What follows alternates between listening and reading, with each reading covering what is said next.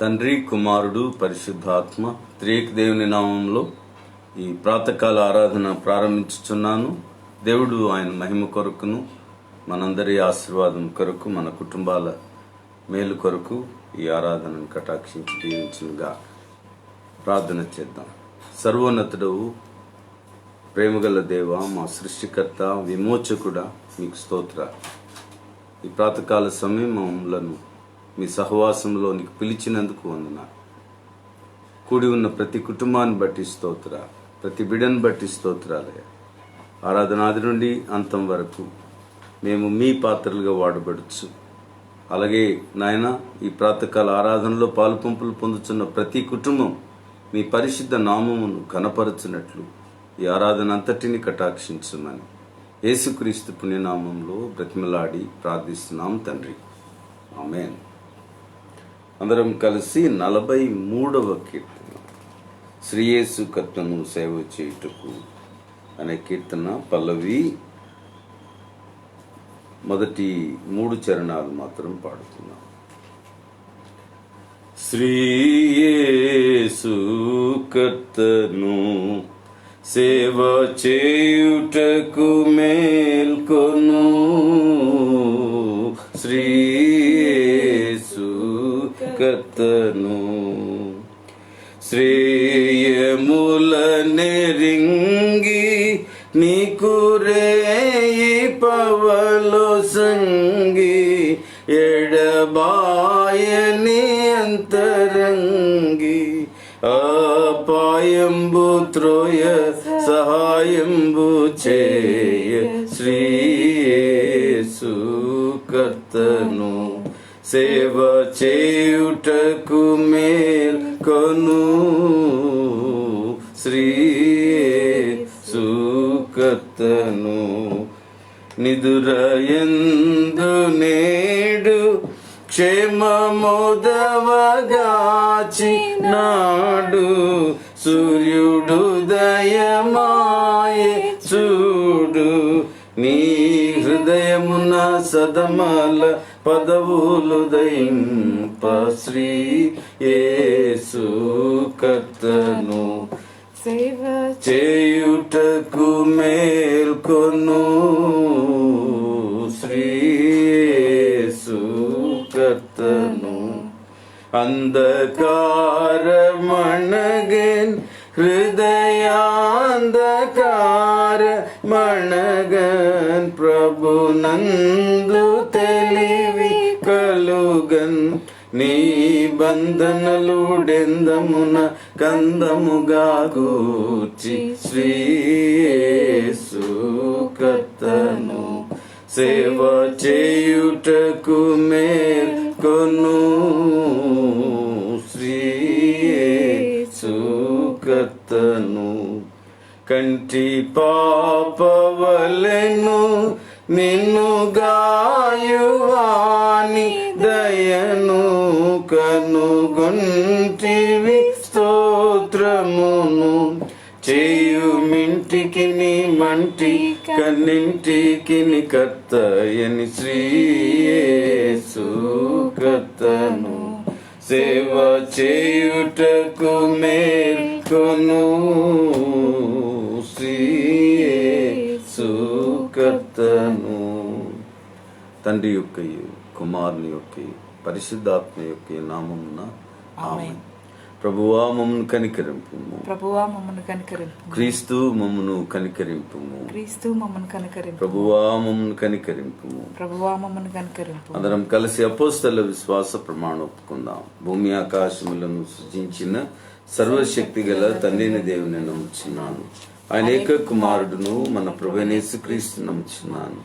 ఈయన పరిశుద్ధాత్మ వలన గర్భమున ధరింపబడి కన్యను మరి పుట్టి పొంతి పిలాతు అధికారం క్రింద శ్రమపడి సిలువ వేయబడి చనిపోయి సమాధి చేయబడిననియు అదృశ్యలోకంలోనికి దిగననియు చనిపోయిన వారిలో నుండి 3వ దినమున లేచి పరలోకమునకెక్కి సర్వశక్తి గల తండ్రి అయిన దేవుని కుడి చేతి వైపున కూర్చుండి ఉన్నాడని, సజీవులకును మృతులకును తీర్పు చేయుటకు అక్కడ నుండి వచ్చునని నమ్ముచున్నాను. పరిశుద్ధాత్మ నమ్ముచున్నాను. పరిశుద్ధ క్రైస్తవ సంఘమగు పరిశుద్ధుల సహవాసమును, పాపక్షమాపణయు, శరీర పునరుద్ధానమును, నిత్య జీవమున్నవని నమ్ముచున్నాను. ఈ దినం కొరకు నిర్గమకాండం నుండి 30వ అధ్యాయం చదువుకుందాం. మరియు ధూపము వేయుటకు నీవు ఒక ధూప వేదికను చేయవలెను. తుమ్మకర్రతో దాన్ని చేయవలెను. దాని పొడుగు 1 మూర, దాని వెడల్పు 1 మూర, అది చచ్చౌకముగా ఉండవలెను. దాని ఎత్తు 2 మూరలు, దాని కొమ్ములు దానితో ఏకాండమై ఉండవలెను. దాని పైభాగమునకును దాని 4 ప్రక్కలకును దాని కొమ్ములకును మేలిమి బంగారు రేకులు పొదిగించి దానికి చుట్టూ బంగారు జవను చేయవలెను. దాని జవకు దిగువను దానికి 2 బంగారు ఉంగరములు చేయవలెను. దాని 2 ప్రక్కల యందలి దాని 2 మూలల మీద వాటిని ఉంచవలెను. అవి దాని మోతకర్రలకు స్థలములు. ఆ మోతకర్రలను తుమ్మకర్రతో చేసి వాటికి బంగారు రేకు పొదిగింపవలెను. సాక్ష్యపు మందసమునొద్ద నుండి అడ్డుతెర ఎదుట, అనగా శాసనముల మీది కరుణాపీఠం ఎదుట నీవు దానిని ఉంచవలెను. అక్కడ నేను నిన్ను కలుసుకుందును. అహరోను ప్రతిదినము ప్రొద్దుట దాని మీద పరిమళ ద్రవ్యముల ధూపము వేయవలెను. అతడు ప్రదీపములను చక్కబరుచున్నప్పుడు దాని మీద ఆ ధూపం వేయవలెను. మరి సాయంకాలం మందు అహరోను ప్రదీపములను వెలిగించినప్పుడు దాని మీద ధూపము వేయవలెను. అది మీ తరతరములకు యెహోవా సన్నిధిని నిత్యమైన ధూపము. మీరు దాని మీద అన్య ధూపమునైనను దహన బలి సంబంధమైన ద్రవ్యమునైనను నైవేద్యమునైనను అర్పింపకూడదు. పానీయమునైనను దాని మీద పోయకూడదు. మరియు అహరోను సంవత్సరమునకొక్కసారి ప్రాయశ్చిత్తార్థమైన పాప పరిహారార్థ బలి రక్తము వలన దాని కొమ్ముల నిమిత్తము ప్రాయశ్చిత్తం చేయవలెను. మీ తరతరములకు సంవత్సరమునకు ఒకసారి అతడు దాని నిమిత్తం ప్రాయశ్చిత్తం పరిశుద్ధమైనది. మరి యెహోవా మోషేతో ఇట్లా నేను నీవు ఇశ్రాయేలును లెక్కింపవలెను. వారు లెక్కింపబడు వేళకు ప్రతివాడు యెహోవాకు తన ప్రాణ పరిక్రయ ధనము ఇచ్చుకొనవలెను. అలాగు చేసిన ఎడల నువ్వు వారిని లెక్కించినప్పుడు వారిలో ఏ తుగులును పుట్టదు. వారు ఇయ్యవలసినదేమనగా లెక్కింపబడిన వారిలో చేరు ప్రతివాడు పరిశుద్ధ స్థలము యొక్క తులమును బట్టి 1/2 తులము ఇయ్యవలెను. ఆ తులము 20 చిన్నములు. ఆ 1/2 తులం యెహోవాకు ప్రతిష్టార్పణ. 20 సంవత్సరములు మొదలుకొని 20 సంవత్సరములు గాని అంతకంటే ఎక్కువ వయసు గాని గలవారై లెక్కింపబడిన వారిలో చేరు ప్రతివాడు యెహోవాకు అర్పణ ఇయ్యవలెను. అది మీ ప్రాణములకు పరిక్రయ ధనముగా ఉండునట్లు యెహోవాకు అర్పణ ఇచ్చినప్పుడు ధనవంతుడు 1/2 తులము కంటే ఎక్కువ ఇయ్యకూడదు, బీదవాడు తక్కువ ఇయ్యకూడదు. నువ్వు ఇశ్రాయేలు యొద్ద నుండి ప్రాయశ్చిత్తార్థమైన వెండి తీసుకొని ప్రత్యక్షపు గుడారం యొక్క సేవ నిమిత్తం దానిని నియమింపవలెను. మీకు ప్రాయశ్చిత్తం కలుగునట్లు అది యెహోవా సన్నిధిని ఇశ్రాయేలీలకు జ్ఞాపకార్థముగా నుండును. మరియు యెహోవా మోషేతో ఇట్లా నేను కడుగు కొనుటకు నీవు ఇత్తడితో ఒక గంగాళమును ఇత్తడి పీటను చేసి ప్రత్యక్షపు గుడారమునకు బలిపీఠమునకు నడుమ దానిని ఉంచి నీళ్లతో నింపవలెను. ఆ నీళ్లతో అహరోనును అతని కుమారులను తమ చేతులను కాళ్లను కడుగుకొనవలెను. వారు ప్రత్యక్షపు గుడారంలోనికి వెళ్ళినప్పుడు సేవ చేసి యెహోవాకు హోమధూమము అర్పించుటకు బలిపీఠమునకు వచ్చినప్పుడు తాము చావక ఉండునట్లు నీళ్లతో కడుగుకొనవలెను. తాము చావక ఉండునట్లు తమ చేతులను కాళ్లను కడుగుకొనవలెను. అది వారికి అనగా అతనికిని అతని సంతతికిని వారి తరతరములకు నిత్యమైన కట్టడగా ఉండును. మరి యెహోవా మోషేతో ఇట్లనెను, నీవు ముఖ్యమైన సుగంధ సంభారములలో పరిశుద్ధ స్థల సంబంధమైన తులము చొప్పున అచ్చమైన గోపరసము 500 తులములు, సుగంధము గల లవంగి పట్ట సగము అనగా 250 తులముల ఎత్తును, నిమ్మగడ్డి నూనె 250 తులముల ఎత్తు, లవంగి పట్ట 500 తులములు, ఒలివ నూనె సంభారమును 3 పళ్ళను తీసుకొని వాటిని ప్రతిష్ట అభిషేక తైలము అనగా సుగంధ ద్రవ్య మేళకుని పని అయిన పరిమళ సంభారముగా చేయవలెను. అది ప్రతిష్టాభిషేక తైలమగును. ఆ తైలంతో నీవు సాక్ష్యపు గుడారమును, సాక్ష్యపు మందసమును, బల్లను దాని ఉపకరణములన్నిటినీ, దీపవృక్షమును దాని ఉపకరణములను, ధూపవేదికను, దహన బలిపీఠమును దాని ఉపకరణములన్నిటినీ, గంగాళమును దాని పీఠను అభిషేకించి అవి అతి పరిశుద్ధమైనవిగా ఉండునట్లు వాటిని ప్రతిష్ఠింపవలెను. వాటిని తగులు ప్రతి వస్తువు ప్రతిష్ఠితమగును. మరియు అహరోనును అతని కుమారులను నాకు యాజకులై ఉండునట్లు నీవు వారిని అభిషేకించి ప్రతిష్ఠింపవలెను. మరి నీవు ఇశ్రాయేలీలతో, ఇది మీ తరతరములకు నాకు ప్రతిష్టాభిషేక తైలమై ఉండవలెను. మరియు నీవు ఇశ్రాయేలీలతో, ఇది మీ తరతరములకు నాకు ప్రతిష్టాభిషేక తైలమై ఉండవలెను. దానిని నర శరీరము మీద పోయకూడదు. దాని మేళనము చొప్పున దాని వంటి దేనినైనను చేయకూడదు. అది ప్రతిష్ఠితమైనది, అది మీకు ప్రతిష్ఠితమైనదిగా ఉండవలెను. దాని వంటిది కలుపువాడును, అన్యుని మీద దానిని పోయువాడును తన ప్రజల్లో నుండి కొట్టివేయబడవలనని చెప్పము. మరియు యెహోవా మోషేతో ఇట్లనెను, నీవు పరిమళ ద్రవ్యములను అనగా జటామాంసి, గోపీ చందనము, గంధపు చెక్కను, ఈ పరిమళ ద్రవ్యములను స్వచ్ఛమైన సాంబ్రాణిని సమభాగములుగా తీసుకొని వాటితో ధూపద్రవ్యమును చేయవలెను.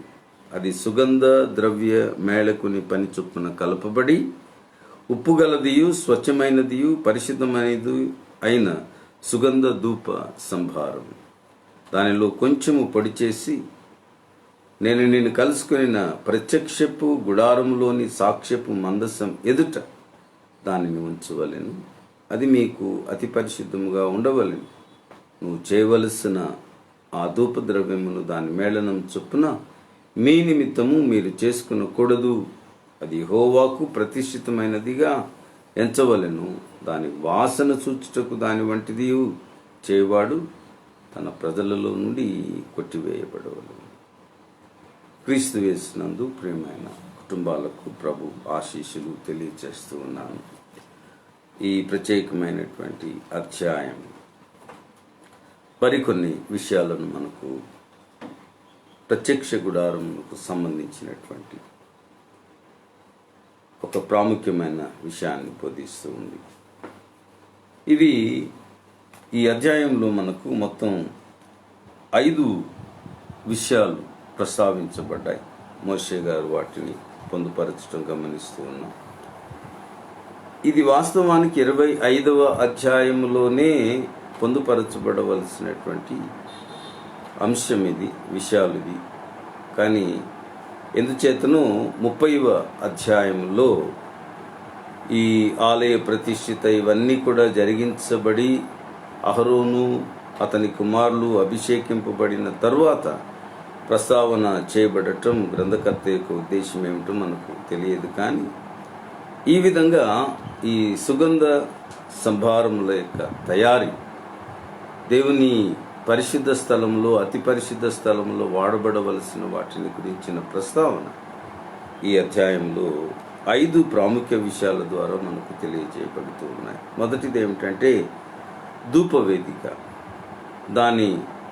అది ఎలా తయారు చేయబడాలి, ఏ విధంగా ఉండాలన్నది. రెండవది అరశెకలు అను మత సంబంధమైన పన్ను. మూడవది యాజకుల శుద్ధీకరణ కొరకైన ఇత్తడి తొట్టి గురించినటువంటి ఆ తయారీ లేదా దాని గురించిన వివరణ.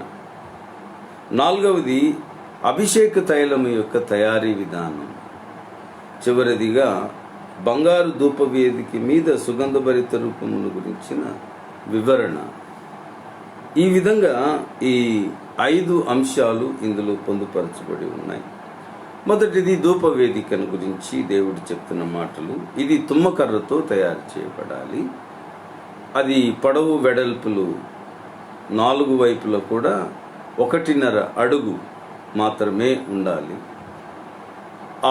దాని ఎత్తు 3 అడుగులు ఉండాలి. ఈ విధంగా ఇది తుమ్మకర్రతో తయారు చేయబడి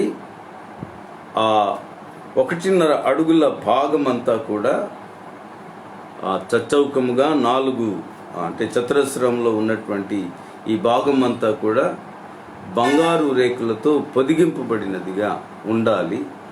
దీని మీద ధూపము వేసేటువంటి ధూపవేదికగా ఇది ఎక్కడ ఉంచబడాలి? అతి పరిశుద్ధ స్థలాన్ని వేరుపరిచేటువంటి తెర ఉంది. ఆ తెర ముందట ఈ ధూపవేదికను ఉంచాలని దేవుని ఏర్పాటుగా మనం గమనిస్తూ ఉన్నాం. అలాగే బలిపీఠము వలె దీనికి కూడా 4 వైపులా కొమ్ములు ఉండాలి.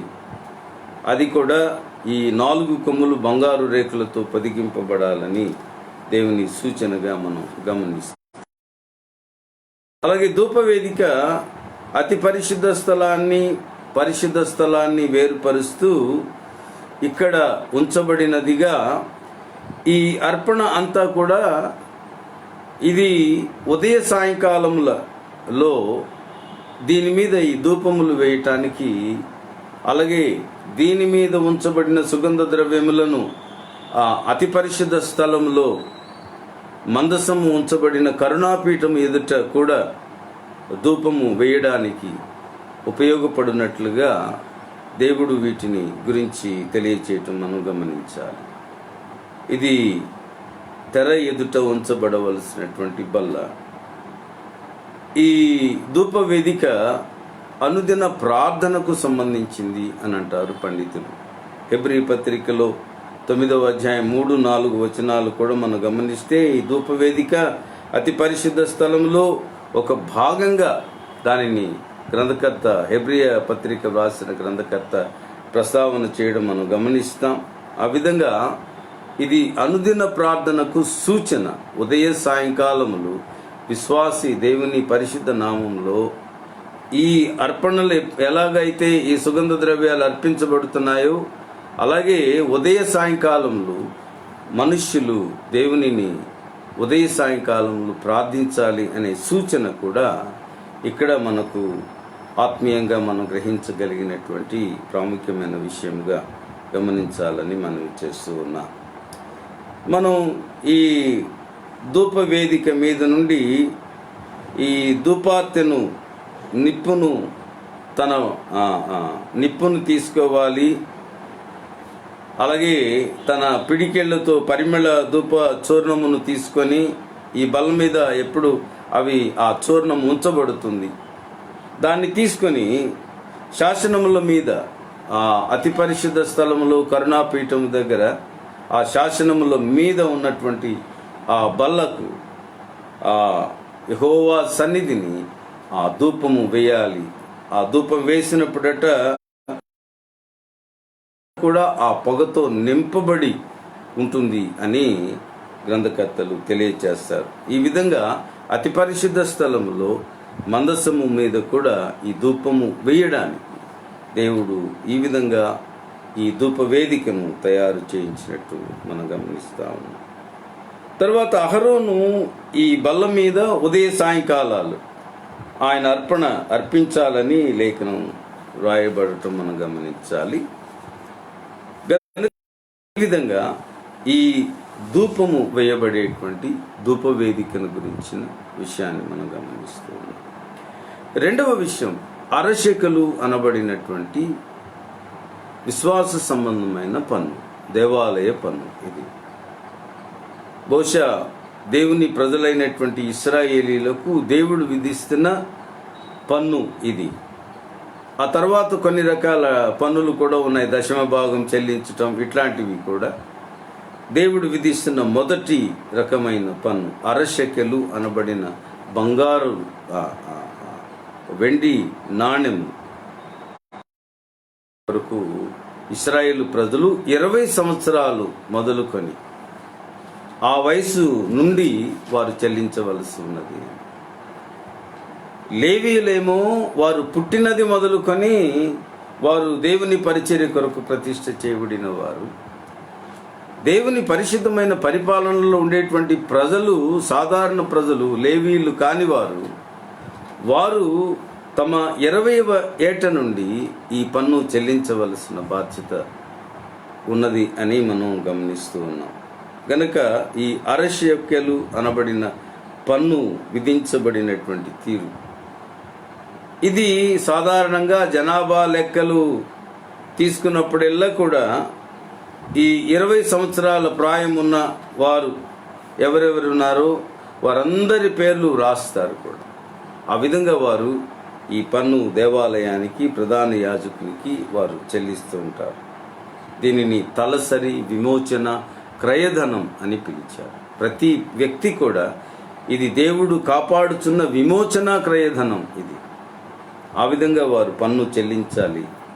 అది పేదవాడైనా ధనవంతుడైనా ఇద్దరికి ఒకటే, అరశెకలే ఇవ్వాలి. ధనవంతుడిని కదండి నేను ఎంతైనా ఇస్తాను అనంటే అరశెకలు అనబడిన పన్ను కడితే చాలు. దేవుడు వారి అభివృద్ధిలో నుంచి మరి దేనిని కూడా అపేక్షించలేదు. ఇచ్చిన వారు ఉన్నారు, కాదని అనడం లేదు, కానీ అడగలేదు. అరశెకలు పన్ను మాత్రం ఎంత ధనవంతుడైనా అరశెకలు అనబడిన పన్ను చెల్లించాలి. ఎంత పేదవాడైనా అరశెకలు అతడు చెల్లించవలసిందే. ఇది ఈ మా విశ్వాస సంబంధమైన మత సంబంధమైన పన్నుగా మనం గమనిస్తాము. ఇక మూడవ విషయానికి వస్తే 17వ వచనం నుంచి 21వ వచనం వరకు కాళ్ళు చేతులు కేవలము యాజకులు మాత్రమే కడుగుకొనున్నట్లు. మీరు దేవాలయంలో ప్రాంగణంలో ప్రవేశించినప్పుడు మొట్టమొదట ఎదురయ్యేది కాళ్ళు చేతులు కడుగుకునేటువంటి గంగాళం. గనుక ఇది ఎవరు ఆ లోపలికి ప్రవేశిస్తారో, దేవుని సన్నిధిలో సంచరిస్తారో, బలి అర్పణలకు వెళ్తారో వాళ్ళందరూ మొట్టమొదట చేయాల్సినటువంటి శుద్ధీకరణ అది. కానీ ఇప్పుడు చెప్పబడుతున్న ఈ 17వ వచనం నుంచి ఉన్నటువంటి ఈ ఇత్తడి గంగాళం దేని కొరకు అనంటే ఇది కేవలము అతి పరిశుద్ధ స్థలములోనికి, ప్రత్యక్ష గుడారంలోనికి యాజకులు ప్రవేశించే ముందర వారు తమ కాళ్ళు చేతులు శుభ్రపరచుకొని మాత్రమే వారు ఆ లోపలికి వెళ్ళాలి. అలా ఏ రోజు కూడా వారు నిర్లక్ష్యంగా వెళ్ళడానికి వీలు లేదు. కనుక వారు తమను తాము అక్కడ శుద్ధిపరచుకొని అప్పుడు మాత్రమే ఈ పర్ణశాలలోనికి వారు ప్రవేశించడానికి అర్హత కలిగిన వారు. ఒకవేళ అది ఏమాత్రం యాజకులు నిర్లక్ష్యం చేసినా వారు చనిపోయేటువంటి ప్రమాదం ఉన్నది. ఇది నిత్యమైనటువంటి కట్టడ. ఇది ఈ ప్రత్యక్షపు గుడారమునకు బలిపీఠమునకు మధ్య ఉంచవలసినటువంటి శుద్ధీకరణ తొట్టి ఇది. గనక ఈ మూడవ విషయాన్ని మనం ఇక్కడ గమనిస్తూ ఉన్నాం. ఇక 4వది మనం చూస్తే అభిషేక తైలం యొక్క తయారీ విధానం. పోయిన అధ్యాయంలోనే మనం నిన్నటి రోజునే అది మనం ఆలోచించాము. గనక 22వ వచనం నుండి 33వ వచనం వరకు గోపరసము, సుగంధ గల లవంగి పట్ట, నిమ్మగడ్డి నూనె, సాధారణ లవంగి పట్ట, ఒలివ నూనె, ఇవి ప్రతిష్టాభిషేక తైలముగా తయారు చేయబడాలి. అలాగే జటామాంసి, గోపీ చందనము, గంధపు చెక్క, స్వచ్ఛమైన సాంబ్రాణి, ఇవి సుగంధ ద్రవ్యాలు. ధూపము వేయడానికి సుగంధభరితమైన సంభారం అని వీటిని పిలిచారు. ఈ విధంగా వీటిని పొడి చేసుకొని ఉంచుకోవాలి. ఎలా తయారు చేయాలో ఈ అభిషేక తైలం తయారు చేయబడిన విధానం, అలాగే ధూపము వేయడానికి కావలసినటువంటి ధూప సంభారములు, ధూప సంబంధమైనటువంటి వేటిని పొడి చేసి ఆ ధూప వేదిక మీద ఉంచవలసినటువంటి పరిస్థితి.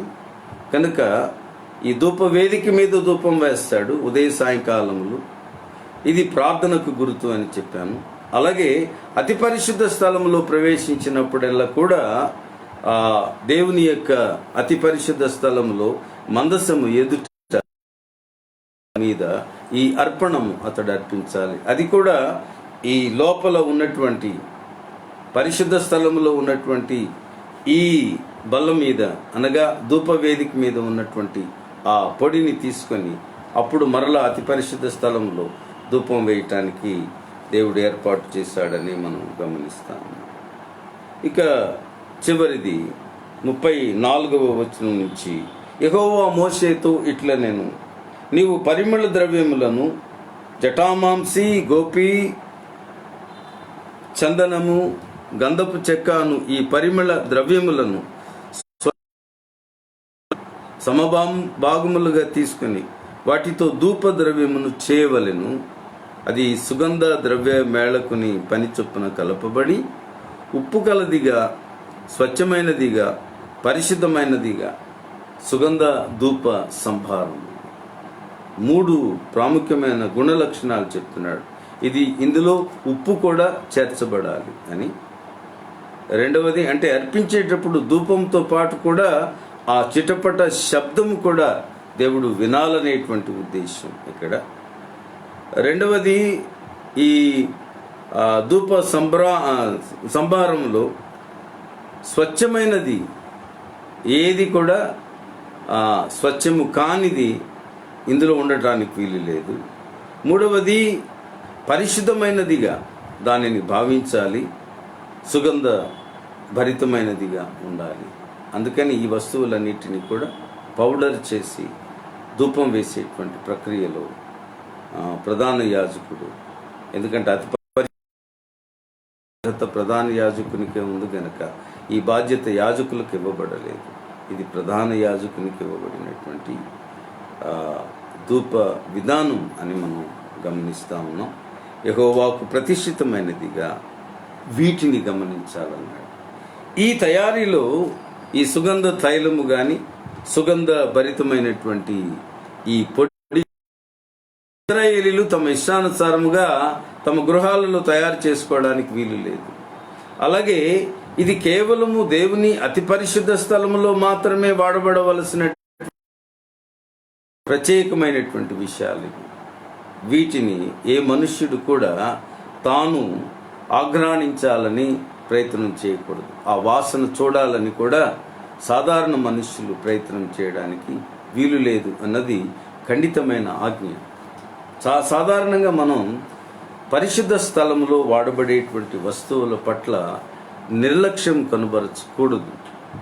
చాలాసార్లు పాస్టర్ గారుల గృహాలలో ఈ రొట్టె ద్రాక్షారసం విషయంలో కూడా కొంచెం పట్టింపు లేని పరిస్థితి గబుకుని ఆ రొట్టెని తీసినప్పుడు చూసినప్పుడు అది తినాలని, ఆ ద్రాక్షారసం పోసుకొని త్రాగాలని ఇలాంటివి ప్రయత్నాలు చేస్తూ ఉంటారు.